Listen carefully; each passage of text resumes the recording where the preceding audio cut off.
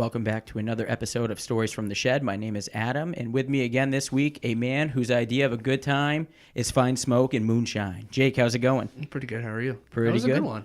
You like that? That was a good one. I'm glad I waited. That was a good one. Well, here we are again. Another end of the week. Another cold night in the shed. That's right. Yep. It's supposed to snow next week. Yeah. What, like 12 inches? Something that. Stupid. We've been pretty lucky. We haven't had a lot of snow this winter, at least so far. Yeah, we've been lucky. So how was your week? It was good. It was long.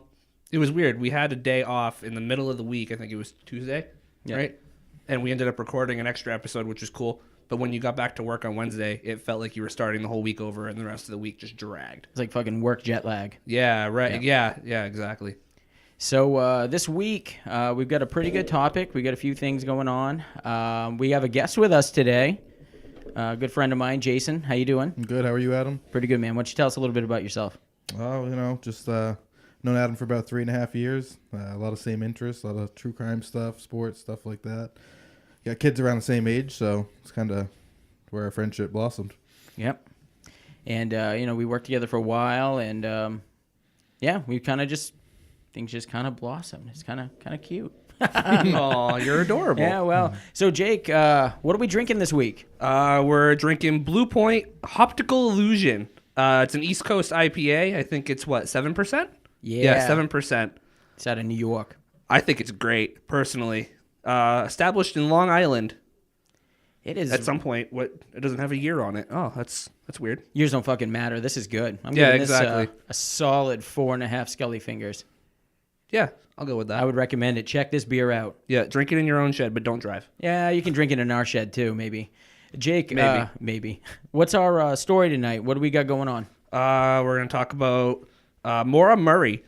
You guys ever heard of her, maybe? Yeah, once or twice, yeah. Once or twice. Local story. Maybe once or twice a day lately. Yeah, no shit. This week has been crazy with it. She's a young college girl that went missing in New Hampshire in 2004. Early 2004, February, I think. Yes. Yep. She was driving to go somewhere. We don't really know. But she wrecked her car and then disappeared. No one ever heard from her again. So this story really, maybe we should start by talking a little bit about who Maura was. Would that be probably a good way to go with this? She was, where would you start? She was, 5'7"? 120 pounds.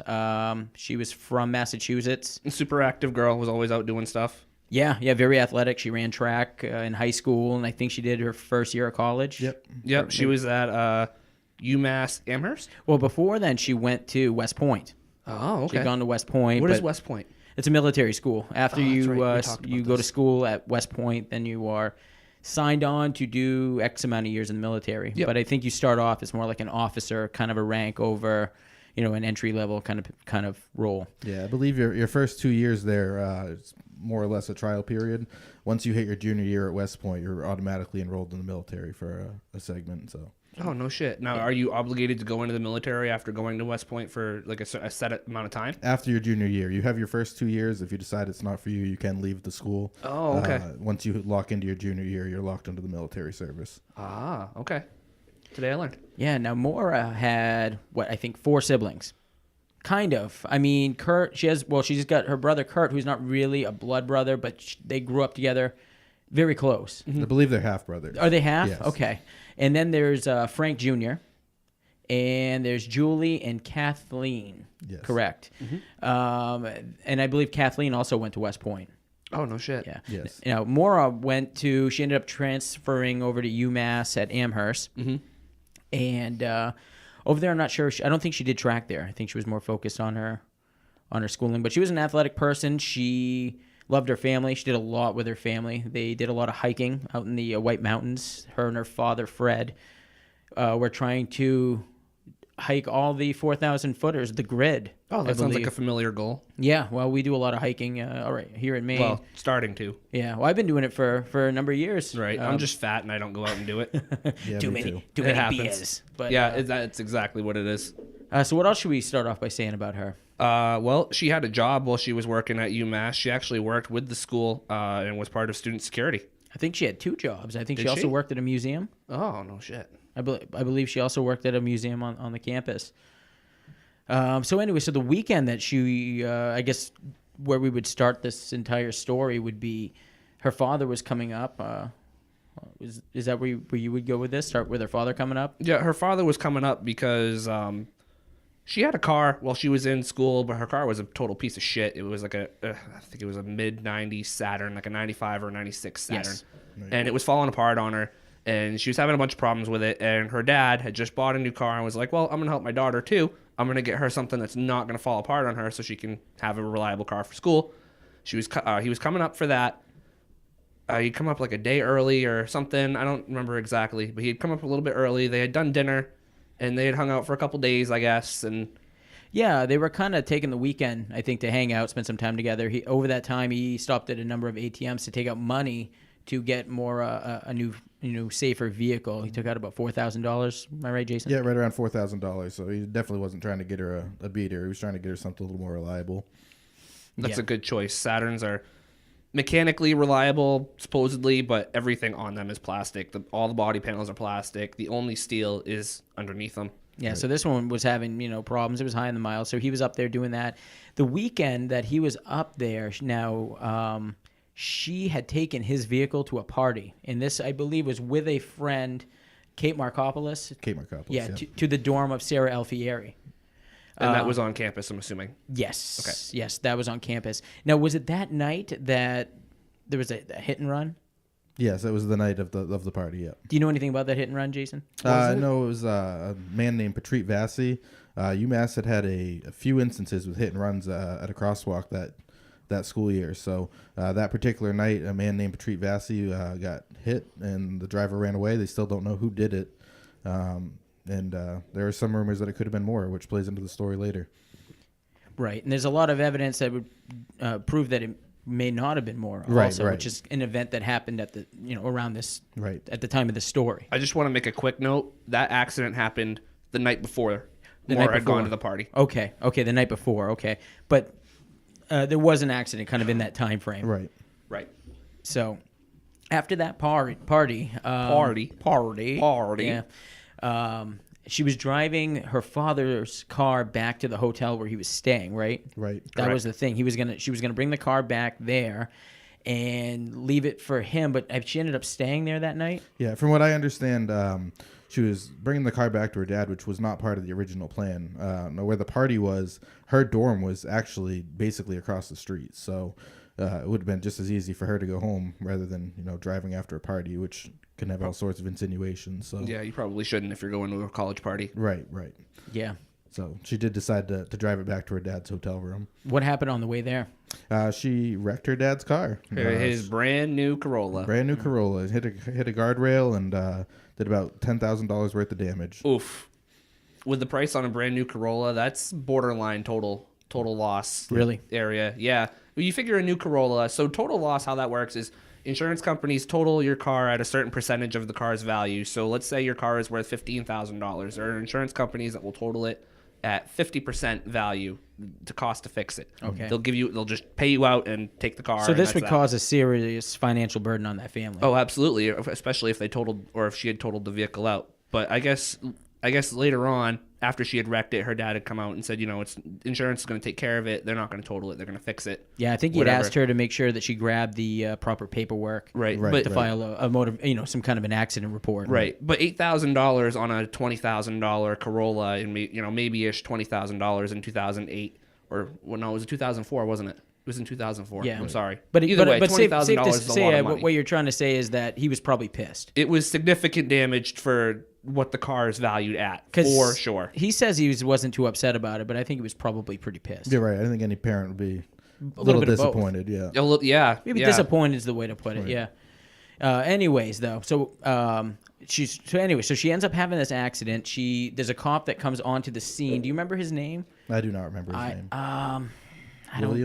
Williams. Yeah, I'm not really sure on what his name. It doesn't really matter so much. This guy has maybe a reputation, maybe not in that area, but he ends up not giving her any kind of ticket or arresting her or anything. No OUI test either. I mean, this is late at night. Did he give her a ride even to the? He gave her a ride to her father's hotel room. Yeah. Correct. Okay, so then what happened the next day? The next day, Was that the day that Patrice was found with a hit and run? No, that was the day before. All this. I believe the next day, Maura. Now this would be Thursday, February 5th, 2004. Guess we should have started with the time. So this would have been Thursday, February 5th, 2004. No, that's before everything. Yeah, this all would have happened. Yeah, the accident happened on Sunday the 8th at 3:30 in the morning. Ah, that's right. So, well, no, that's not the accident that we're talking about, though. There's another accident? No, that is the first accident. Is that the first accident? That is the first so accident. it is. Yeah, because she's got a little bit of a driving thing going on here. Right, around 3:30 in the morning, she hit the guardrail while driving her dad's car. Correct. It was in Headley on Route 9. The police didn't do any charges. They didn't give her any OUI tests or anything like that. But her dad did report that when he was when she did show up at the hotel, that she was pretty shaken up and very apologetic to him. And I think at around 4:49, Maura called her boyfriend. Yep, he was stationed in Oklahoma. Yeah, and his name is Billy Roush, and she does this from her father's cell phone. Now, at an unknown time, so this is kind of a guess. I mean, you can imagine in a small window, but Fred makes some telephone calls, informs Maura that his auto insurance would cover the damage. Fred rents a car, drops Maura off at UMass, and heads back to Connecticut where he works. Right. At 8:30 p.m., Maura checks her cell phone messages, most likely via her cell phone. Right, and back in that time, you could pretty much call a cell phone voicemail from any type of phone. So, yeah, so this is a normal thing to do. This is like a normal high school 20, 21-year-old kind of thing. If you're in high school and 21 I mean, years I'm sorry, old, college, yeah. Yeah. Don't back judge with me. college, yeah. You're the one that said it. Now, at 11:26 p.m., Maura talks with her father and agrees to get the necessary forms pertaining to the accident from the registry on Monday. They agree to discuss the forms via telephone call Monday night. Now, later on, it's discovered, I believe, at a time unknown, that Maura searches for directions that night also. Right, on her computer. Burlington, Vermont, a couple places in New Hampshire, and Stowe, Vermont as well. Yeah, this all comes out later in the story, but that's something that she had done that night. Some other things she looks for, information on the Berkshires. Yes, that's right. Is that like a resort type thing? And a side note, it looks like she might. Yes. Oh, yeah. okay. And, all right. and a side note, it looks like she might have also done some other searches. She was a nursing student, stuff pertaining to pregnancies and stuff like that. So right. Just a little side note to remember. And on Monday, February 9th, 2004, so this would be the following day, Right. at around 12:55 p.m., Maura calls for information about a condominium in Bartlett, New Hampshire, that her family is familiar with. Probably, she used to go up there, I think, as a kid. Right, they used to take family vacations up there, yeah. Yeah, and it's a beautiful place. Now, at around 1 p.m., Maura sends her boyfriend an email briefly stating she hasn't felt like talking to anyone, but she will call him later that day. Right. I mean, do we want to speculate a little bit on that, where she might have been, I mean, she's had a lot of shit going on recently in her life. Yeah, there's been quite a bit. Real quickly, I just want to expound on the last point as well. With the condominiums in New Hampshire, it is noted that no condominium was rented at that point, so that will play in later as well. She was just doing research, probably price checking. Right. Yeah, I mean, that's normal. Nothing unusual yet. Right. Now, at 1:13 p.m., Maura calls another student and leaves a voicemail of no significant information. Probably just checking in, just, hey, what's going on? I had heard rumors that was she had an item of another student's that she returned. I believe it was a textbook or something like that that she was returning. Well, that would make sense. Yeah, hey, I just left it in your room, kind of a thing.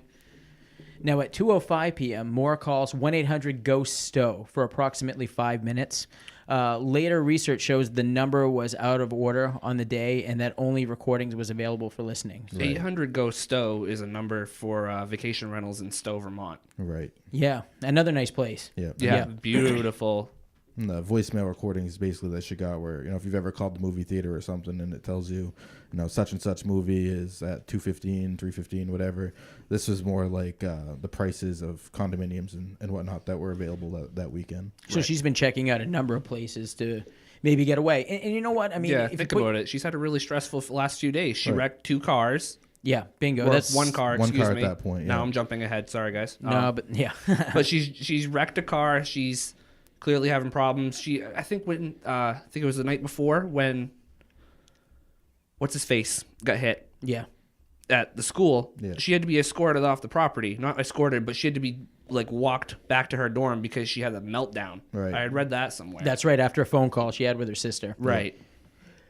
Right. And now around 2:18 p.m., Maura calls her boyfriend for approximately 1 minute. So that's maybe just got his voicemail. I don't know. Right. It may have been a missed call. Yeah. I mean, it could have been. You know, sorry, return your call. I'll call you back in a little while, something like that. Mm-hmm. Now at 4 p.m. or earlier, Maura emails one of her bosses and some of her teachers to inform them that there's been a death in their family and she would be out of town for several days. But really, there was no death in the family. Right. Right. Okay, I gotta interject here just because when I was reading the notes, I found this really interesting. It says 4 p.m. or earlier, Maura emails people. The thing with email, and this is even true back in 2004, everything is timestamped. So to me, when you say 4 p.m. or earlier, it either sounds like you're trying to hide something or you didn't actually read the email. Right. Because everything is timestamped. Right. And if they knew about the emails, then someone clearly has them. Right. So, That's but true. this is kind of when things start to get maybe a little weird, I guess. Yeah. You know, lying about a death, but I guess not that weird because we've been to school, I mean, who hasn't, made up some shit to get out of school Who or hasn't get made out up of fucking some- work for Yes. that matter, Yeah. Jason lied to get here today. I Yeah, mean, that's true. Yes. no, let's see. No, he didn't. No, he's got the day off, period. That's right. Now at 3:30 to 4:30 p.m., a dorm mate reports seeing Maura leaving the UMass Amherst campus. Right. And there's nothing unusual with that. Now, around 4 p.m. or earlier, Maura goes to an ATM and withdraws $280 from her account. Ooh, that's like a whole paycheck. Receipt surveillance shows her to be alone. But she does kind of have a sad look on her face, I think, and it took the police a while to release this information, the footage. Yeah. I believe it was only released, a couple of years ago. Right. I mean, I'd be sad too if I was taking $280 out of my account and it left me broke. So. Yeah, me too. Yeah. So, I left it nearly empty. But she did have paychecks, I think, that were going to be coming in. Yeah, she had a burrito recipe she sold, I believe. Yeah. Is what it was. Is that what it is? Yeah, well, okay, so I'm reading these notes, right? And it says, Maura goes to ATM, withdraws $280 from her account. Recipe surveillance footage.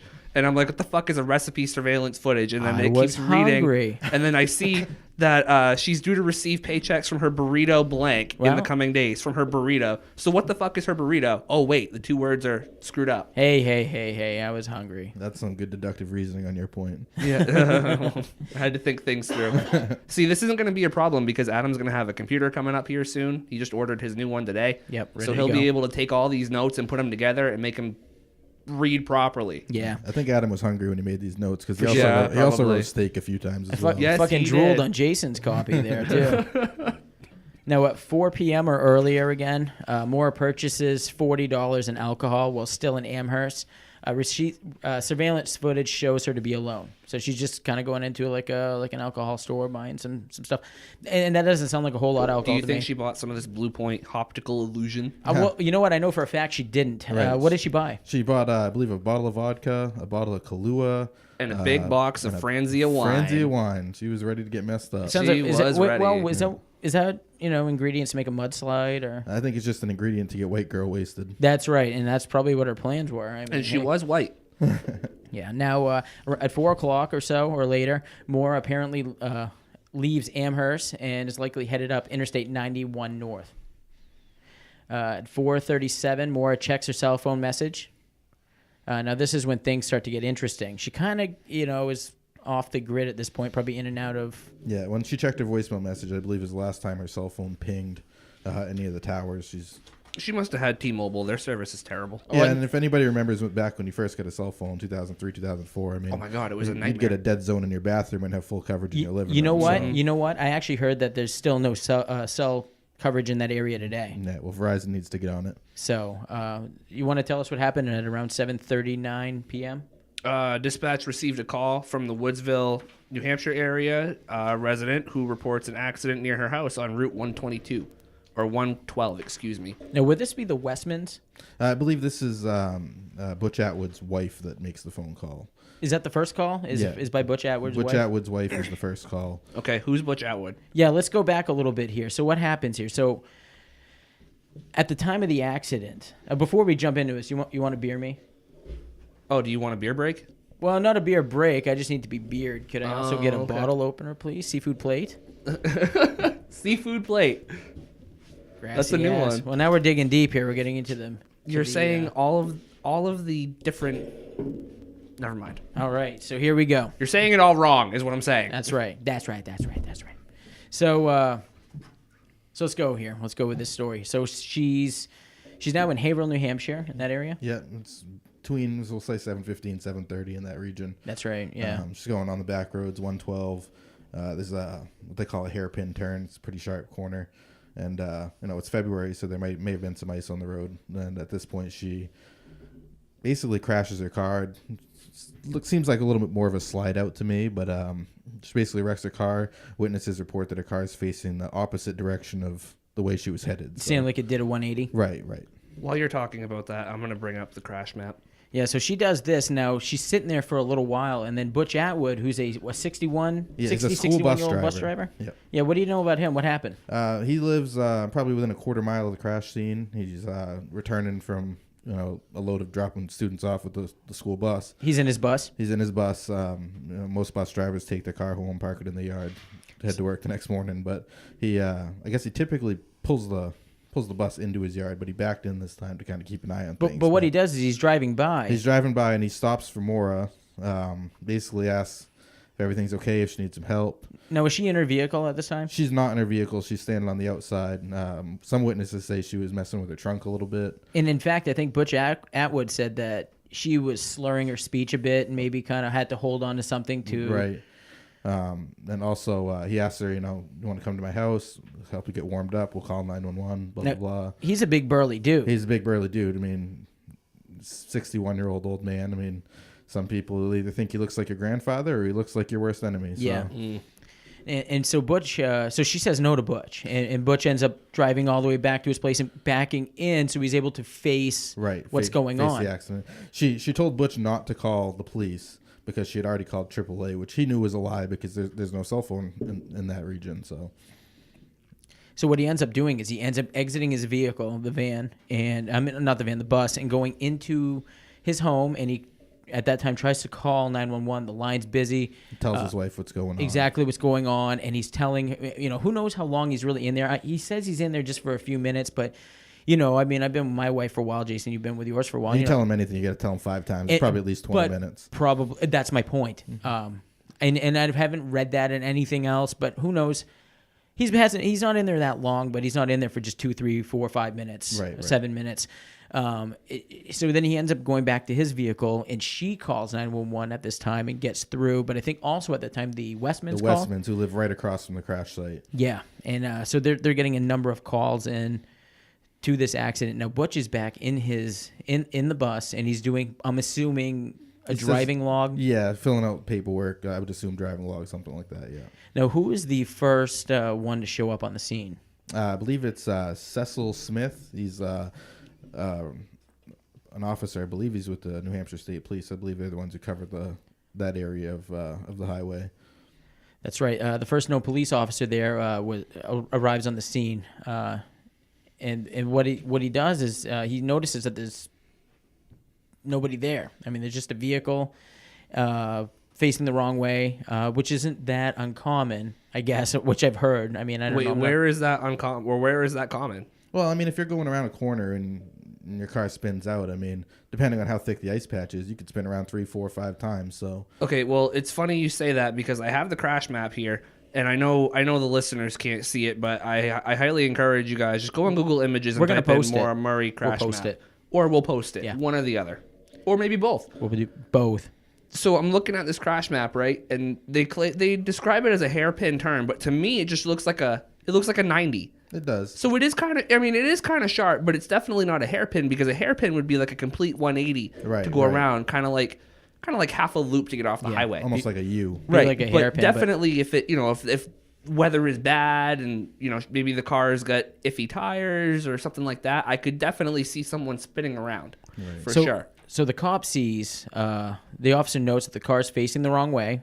The windshield is cracked and there's 2 airbags deployed. Yeah. A box of Franzia wine is found on the passenger seat.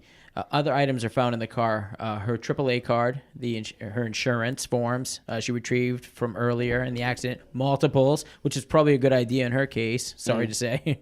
Her gloves, CDs, her makeup, directions to Burlington, Vermont, and Stowe, Vermont, and a book by Nicholas Howe, Not Without Peril, which is about 150 years of the presidential range, which is a beautiful section of the Appalachian Trail in that area where she used to go. So, right, I believe she also had some school books. There was a random jar of pickles in there. For, That's weird. it's weird, but it's actually. But who hasn't had weird stuff in their car at Hey, I some love point? pickles, and they're 0-calorie snacks. So Are they? They are. Today I learned. a bottle of cherry Coke that also had evidence of being mixed with some wine. Some Franzia. And I think there was also some Smirnoff found in there, and also sleeping pills. Now, there was some that were still in there, and there were some that were, I think a whole empty bottle her maybe. birth control as well was in the car. Some of that was missing as well. Yeah. When we describe it like that, it sounds like a straight up suicide kit she kept in her car. Well, hey, All kinds you know of what? alcohol, This take is the sleeping pills. Like that doesn't sound good. Hey, I have a bottle of ibuprofen in my car. And Oh, do you? well, we I have do. to. And, it's like just because it's half empty. I mean, it could have been in her car for months. I mean, No, it's if, true. If I got in a crash and they found 2 ibuprofens, it doesn't mean I took 30 of them at that time. No, that's true. And she was a young woman, and chances are, she just, live in the fast lane, shitting out of the car, and Yep. shit gets buried. But this is just what was in there. Now, also, a rag from Murr's emergency roadside kit was also discovered stuffed in the Saturn's muffler pipe. Yeah. Why would you do that? Well, I think we're going to get into that a little bit later, but what you're going to end up finding out is it was based off of advice that she was given from her father. Now, at 7:56 p.m., EMS arrives on the scene. At 7:57 p.m., so a minute later, a fire truck arrives on the scene. Now, between 7:57 and 8:49 p.m., at some point, Maura's car is towed to a local auto repair garage. Do you remember the name, guys? Yeah, I believe it was Lavoie's auto repair garage. Now, it wasn't his night to be towing. Right. There's I believe how we were discussing it is there was 2 tow truck companies that were contracted with the state police. Basically, they alternated weeks to get the business, and it was the other company's week, but they called Lavoie's because it was supposedly closer to the accident scene. And that's a normal thing, too. It is. It is. They do that in a lot of places. Yep. Now, at 8:02 p.m., EMS clears the scene, which I think is kind of weird. Yeah, because if you notice, that's only 6 minutes from the time they arrived at the scene. Where there's nobody. There's nobody. There was an accident, and there's nobody there. You'd think they'd be trying to make sure there's not an injured person nearby. There's Why certainly- would you clear the scene that early? And there's That certainly doesn't signs seem of right. somebody drinking Right. Yeah, in really. a vehicle and probably in need of help. Yeah, what does clear the scene exactly mean? Is it clear of danger? Is it clear of? They sent EMS away from the scene completely. Oh wow. Okay. Now, at 7:29 p.m., the first known officer dispatched on the call. 9:27. What did I say? 7:29. Yeah, things are getting fucked up. At 9:27 p.m., the first known police officer to arrive on the scene is dispatched to another call. So nothing really comes of this. The vehicle's towed back to Lavoie's. Yep. Now, what can you tell us, Jason, about that? Well, they towed it to Lavoie's, but instead of putting it in the back lot where you would think they would put a car that was towed, they actually stuck it in Lavoie's personal garage. In the owner of Lavoie's personal garage? The owner of Lavoie's personal garage. Yeah, and I Why looked would up they a do video. that? Well, I looked up a picture of this place, and it looks like one of those businesses out of the house kind of a thing. And you know what the okay. thing is? Maybe this guy was tired, and maybe it was just easier for him to take it off of the, whatever they call it, the towing thing. What do they call it, Jake? However the they wrecker. the wrecker. To Right. take it off that in his warm garage, then outside in the freezing cold. Well, I'm just, I guess that would be. You could say that based on how big the garage might be, but maybe think it'd be maybe more he was- difficult. well, maybe he. Yeah, I would think so too. If it's just like a normal sized garage, but you have a place like where I work, where it's a pretty large body shop, and it's not hard to back a wrecker in and dump a car off. Right. Um, And it's also noted, too, that the car was locked when the police arrived, so he shouldn't have been able to just hop in the car and back into the garage. so that means she locked the car. Right, she locked It's the not. car. It's not hard, especially on an old GM product to get in. You have a little Slim Jim, and you can Right, pop the right, lock pretty yeah. easy. I lost what I was saying. Shit. Well, either way, we just wanted to note that the car is now at this time in Lavoie's personal garage. Right. Oh, okay. I remember Yeah. now. Thank you for reminding me. You're welcome. I I'm thinking, what if the police, seeing that there's no one at the scene, they can't find a person. What if they asked him, can you put this somewhere safe in case we might need evidence later on? Is that a possible, or is it a possibility? I would say it is in most cases, but not in this case, because the police don't treat this as a crime scene at all from the beginning. But she's missing. You're correct. That's weird. It is weird. And the first thing they do after they notice she's not at the car is they go to Butch Atwood's house and ask, where's the girl? And bro, how am I supposed to know? I'm filling out fucking paperwork. Right. I asked her if she wanted help, and she didn't want help. So I said, all right, I'm going to go home and do paperwork. Right. Now, they also asked the Westmans across the way what they were seeing, because they were on the phone with emergency services basically the whole time. Oh, no. And they never saw Maura leave the site or anything, but she just suddenly wasn't there anymore. So that's weird. And I think what is this figured out later on in time is that it was a very small window of time that she could have disappeared from the site of the accident, from the time Butch Atwood saw her last to the time the police showed up. I mean, what is it here? Just a matter of... Hold on. I have a question for you. Do you know what Maura Murray disappearing and beer breaks have in common? What's that? There's a very small window of time to make them happen. All right. Well, let's make them happen. Let's take a beer break right now, and then we're going to get in a little bit deeper. I'm glad into you this. got where I was going with that. Yeah.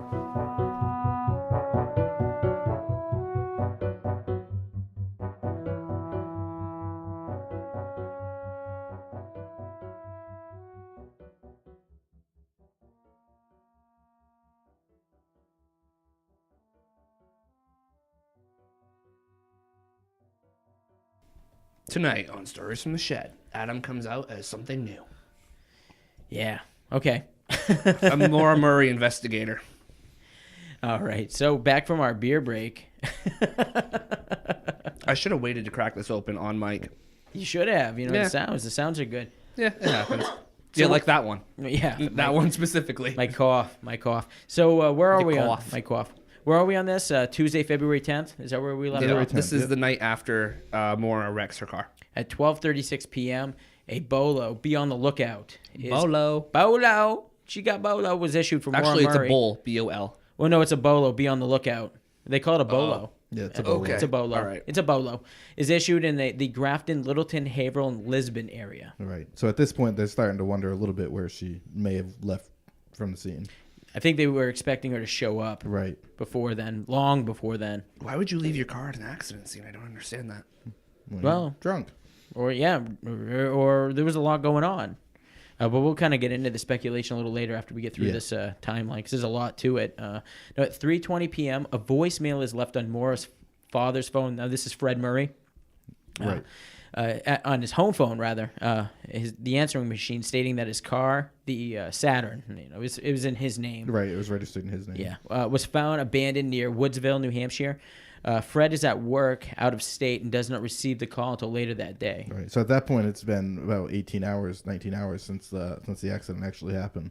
And he's just getting this message. Just getting the message then that his daughter's nowhere to be found. Is that odd, Jason? I mean, I would think so, but we basically grew up in an era of cell phones, so you know everything within seconds or minutes these days. No, I had heard that the week that Maura went missing was the week that Facebook came out. It was about 8 days later that Facebook started. Coincidence? Do you know that, Jake? Well, maybe Mark Zuckerberg did it. But do you think that if maybe this would have happened, say, in 2014, she would have posted some stuff on social media? Oh, 100%. So, 100%. Look at the people who have taken advantage of social media to do horrible things, like that dude. Remember that murder? That dude that streamed a murder live on Facebook Live. People would do crazy stuff like that for sure. Oh yeah, and even back in 2014. Yeah. So he gets that call. Now at between 5 and 5:30, Maura's older sister. Now is this Kathleen? It is Kathleen. Yeah, she contacts Fred and tells him that Maura's car was found abandoned. Right. The police got a hold of her earlier in the day. Yeah. Now at a time that's, let's see here. Now where are we on our story? Right at that point, Fred contacts the Haverhill, New Hampshire Police Department and basically begs them to start a search for Maura. The police department actually declines at the beginning because they say they don't start searches that late in the day, which seems a little odd. Yeah, you search whenever. Okay. Right. They basically inform Fred that if she's not reported safe by the next morning, then the Fish and Game Service of New Hampshire will start a search at that time. Now at 6:46 p.m., Maura's family members contact the University of Massachusetts Police Department and request that her dormitory room is checked. Right. Now, at this time, there's some kind of weird stuff, Jake. They noticed that her room is either, everything's boxed up. A lot of the stuff is boxed up. All the artwork's off the walls. Looks like she's fixing to take off. Okay, well, that could be. But take a look at the date, too, February 10th. It's possible that maybe she moved dorms between the 2 semesters. I don't know. I hadn't read anything contrary. Is it possible that she moved dorms? She actually did keep the same dorm, but she did. Regardless how you look at it, it's right after the new semester started. I mean, yeah, I think right. that she'd probably take a lot of things home with her. Right, exactly. Especially if she's going home for a couple weeks. Right. Christmas vacation, something like that. Right. So this isn't unusual. The shed isn't finding this unusual, right? Is I that don't what we're find it saying? unusual. No, not really. Because I don't either. I moved 4 months ago and I still have stuff in boxes, but we won't talk fucking about lazy. that. Well, and but to your point, there are people who I kind of do the same thing. Like I have boxes and boxes and boxes full of like shit that I don't use that are just sitting in my basement. Right. I moved into my new place, and if I don't use it, I'm not going to take it out of a box. You know what I mean? I got a fucking waffle maker in a box. I'm not making waffles. I'll just buy them at the store. Yeah, exactly. Lego my ego. Now, can we agree that this might be normal of somebody that might have a bunch of shit all over her car, inside of her car? Yeah. I mean, Like Yeah. we were saying earlier. how was your car when you were 20 years old? Right. So, I mean, Oh my with this God, I still live out of my car. What we're saying, I guess, is that this just might be in her nature to just be that kind of a person. Right. When you don't have Doesn't your mean parents anything. constantly right there saying, organize this, organize that. Right. Now, on Wednesday, February 11th, 2004, the time is not known, but Maura's father, he arrives before dawn. So it's early. In Haverhill, New Hampshire, and starts to beg the police to start searching for his daughter. Yeah. And about 8 a.m. that day, the Fish and Game Service and the Murrays actually begin to search for Maura. This is actually over 36 hours after her disappearance. So at first, the cops did not treat this as suspicious at all. They basically thought, oh, she ran away because she's drunk and she'll be back soon. And then they're starting to realize 36 hours later that there might be a little bit of a problem. Just a little bit. Are you guys thinking that there is a problem with this? The way the police have handled this so far? I would say so, yeah. Yeah, I think when you have a missing person, you need to find out where that person is. You know she's driving the car. Okay, yeah, someone walked off, and if it's a crappy night out, I'm assuming it was a crappy night out if she spun out and wrecked her car. I say it was about 30 degrees. It was much colder the night before. Yeah, but, and especially if the person is drinking, you would want to go look for that person. right. So I already feel like they're mishandling it. Not to mention, this is a young woman in an area that she's not associated with. Right.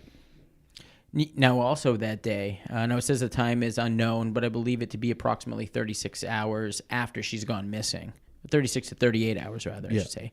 Police Canine Investigation Unit is brought onto the scene, and they're there to track the scent of Maura. They're given a glove. I believe it's a dress glove. Have you guys? It's one of the gloves that she left in her car, and her dad said that she may not have ever worn it.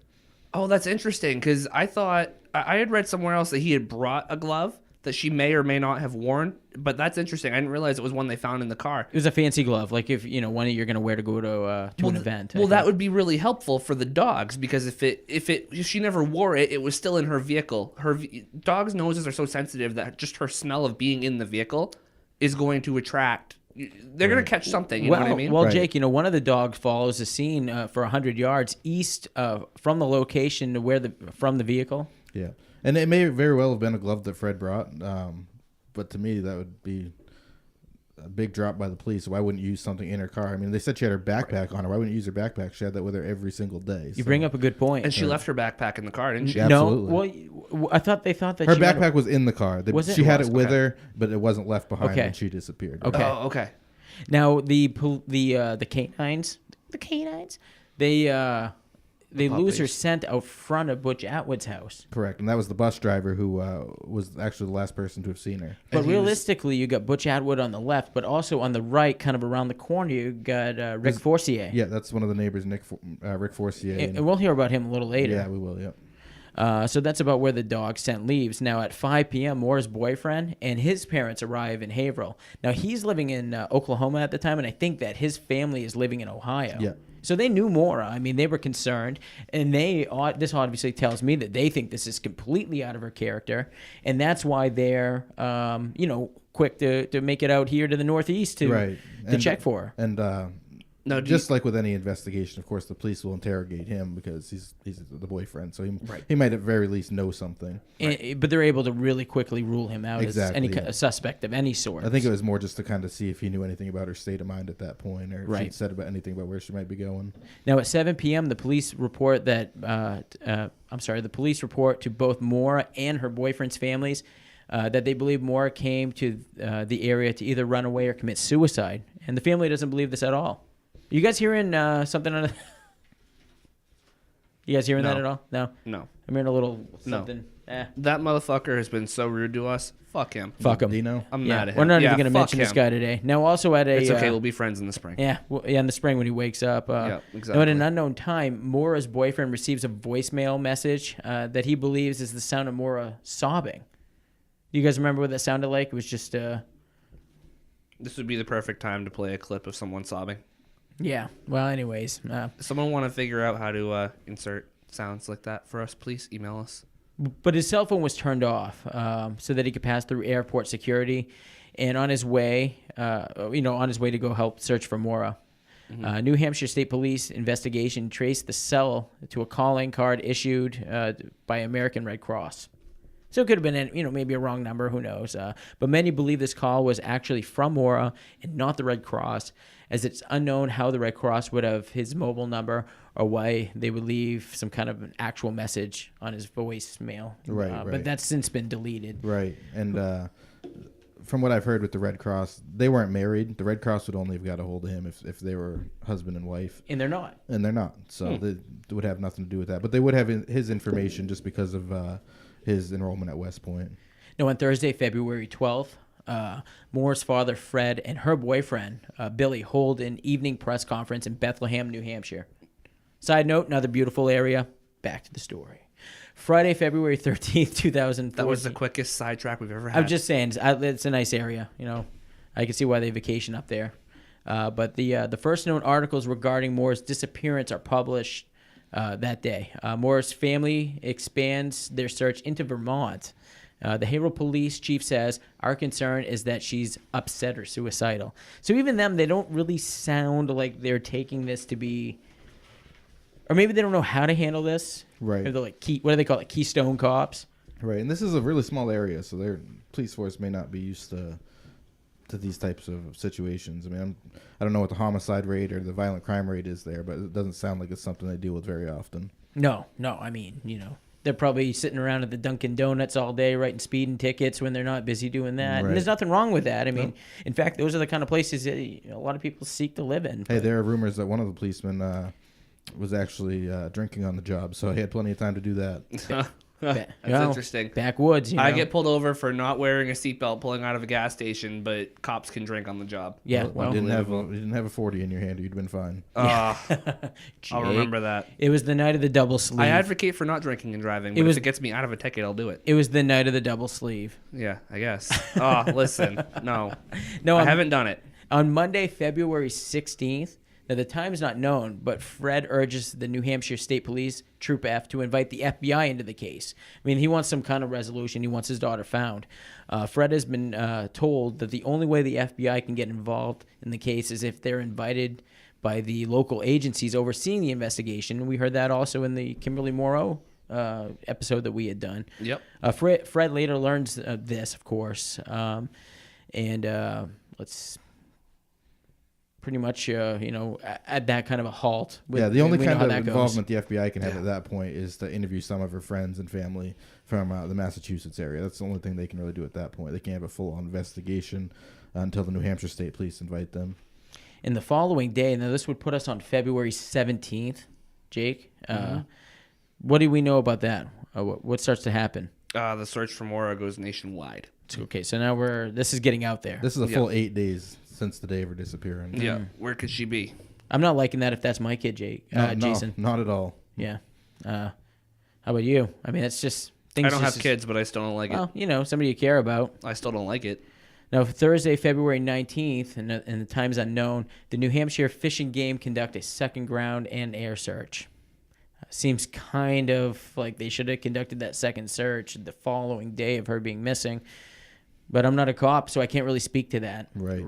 But just seems kind of, Now that also that day, the New Hampshire Fishing Game suspend the ground and air search. So it's cold and nobody's going Yeah, they did a 1-day search. Well, no. Well, the thing is that they did that, but at this time, if she was still out there, she's dead. I mean, it's cold. Jeez, cold. Adam, that's so cold of you. Well, no, it's February. It's February, New Hampshire, and that's a lot like it is here. In fact, it's the mountains over there, so it's probably worse than colder. It is here. Right. I mean, imagine if she was hiking through the backwoods and broke her leg or something. Yeah. And she's waiting for them to come look for her. They don't start looking for 36 hours. Her laying there with a broken leg for 36 hours. Yeah, the odds aren't in her favor. Yeah, the Murray family, I don't think, stopped searching. I think they've searched all the way up through. They have, yeah. Now, on Thursday, February 26th, while searching Maura's older sister, this would be Kathleen, discovers a ripped white pair of Juicy's underwear laying on the snow on a secluded trail. You know how it is out in these backwoods. It's all these logging trails and stuff. Is it a sighting of Maura? Maura. Well, no, but it's on French Pond Road, and the DNA tests show that it is not her. So I guess that's probably what you're asking. So, and when we upload the map, you'll see how close French Pond Road is to the rest of this area. It's right on it. Now, late in February, police give Maura's family back Maura's items. So what they took out of her vehicle was given back to the family. Right. Now, on Tuesday, March 2nd, 2004, Maura's siblings check out of their motel, exhausted from their search. But Fred hasn't given up. Fred's still there all this time later, searching. All this money, all this everything, looking for his daughter. Early March, Maura's father checks out of his motel room, and after 3 weeks of searching, I mean, this is a financial hit. No, absolutely. Especially for a guy that just had his car wrecked. Right, and the money you're spending on the search, not to mention the money you're missing from work. Right. Now, this man returns on nearly every weekend to search for his daughter and to talk to people. To this day, I believe. I believe so. Now, in April 2004, Fred Murray is notified by Haverhill police that complaints of him trespassing on private property have been filed, and Fred's been warned, to take it easy basically and stop doing some of the shit that he's doing. Get off my lawn. Yeah, well, you know how it is. You know how it. Up here in the woods, we really don't like it when you come onto our own property. Yep, and if my kid's missing, I'm not going to let a no trespassing sign stop me from knocking on your door either. Yeah, so exactly. Both sides of it. Yep. Yeah. So I mean, if you're Fred, I mean, I don't think he's. I'm getting a message here from a listener saying that one of our beers from a previous week is delicious. Thank you. Sorry, side note.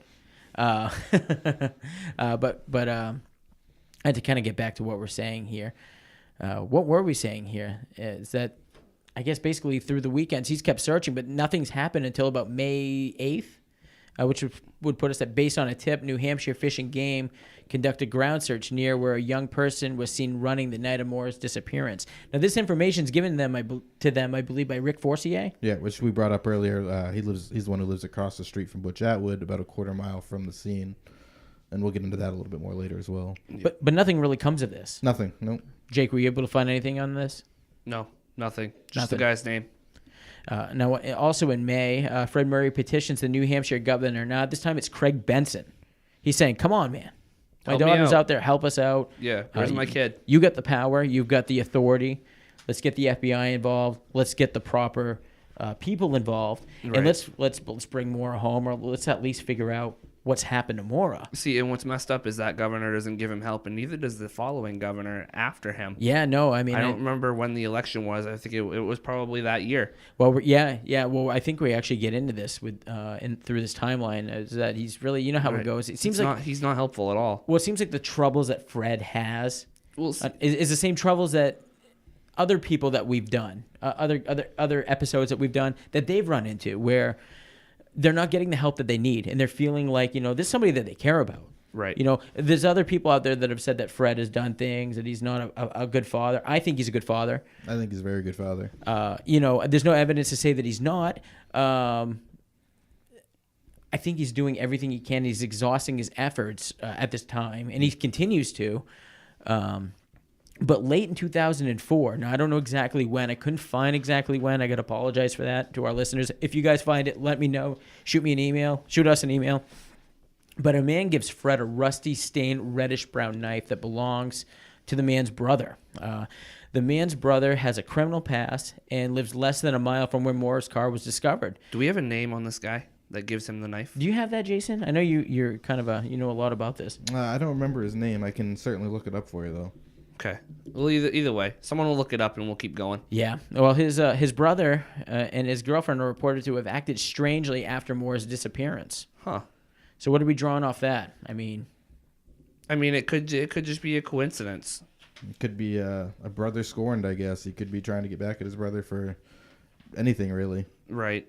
It's kind of a shitty way to do it. Well, that's what he does. And why does he give the knife to Fred? Why wouldn't you just give that to the police? Right, exactly. Why are you going through the effort of mailing it to the dad? To me, it just seems, that whole concept just makes it seem kind of like a setup, because why wouldn't you just send it to the police if you were that concerned about the case? Well, you know what's weird is that, I don't know if you guys heard anything about this, maybe you could shed a little light on it, but I think Fred tries to he drives to a police station in the area and tries to give a knife to them at the front desk, and they see something like, "Oh, we can't receive evidence here." Jason, did you hear anything on that? I did hear that. The police basically said that they were not, I guess, qualified to accept the evidence. They said that it may have actually made the evidence inadmissible in court, which I don't understand. Their police station, so. But they did originally turn it down. He ended up having to mail the knife to the New Hampshire State Police in order for them to accept it, which... That sounds kind of stupid. That makes way less sense to me. If you're bringing a knife, I mean, if it goes through the mail, you would think that would be even more corrupted. Right. Well, not only that, but it's had the time to be tainted or contaminated or whatever the word you want to use for it is, because this guy's had it for how long? Who knows if the brother cleaned it or, you just don't know. And it's had how many people's fingerprints on it now? The brother, possibly the brother's wife, anyone else that might have used it in the house. Now this guy that gave it to Fred, and now Fred's touched it.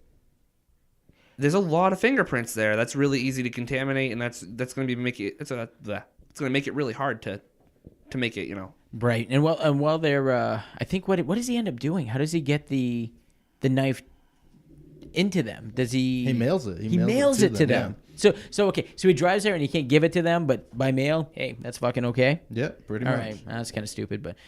So he mails it to them. We don't really get anything on that, do we? The police actually, we were told to test it. They said they tested it, but they haven't given any results, which is basically a common theme in this whole situation. A lot of the evidence that goes to them, nobody ever hears anything else about. Right. Now, in June of 2005, a girl with blonde hair resembling Maura is seen at a church in Barton, Vermont. A witness says that the girl her name is Raquel, is what she says, and she took off quickly when the minister started a Father's Day sermon. Yep, I heard about that as well. There's been a few sightings with her in different places over the years. I think what we should do is maybe we could save some of our speculation and some of the stuff maybe for the next episode. It's possible. It's possible. I guess we could do that. So I guess is that where you're telling me to cut this? I guess we could do that. I guess we'll say goodnight or happy driving into work, happy listening at work to everybody, and yeah, right. Happy Monday. Wait for our part 2 to come out. Yeah, right. Well, part 2 we can record now, and then we can just cut it in later. Hey, we can do that. Thanks for listening. Exactly. Have a good night, guys. Bye.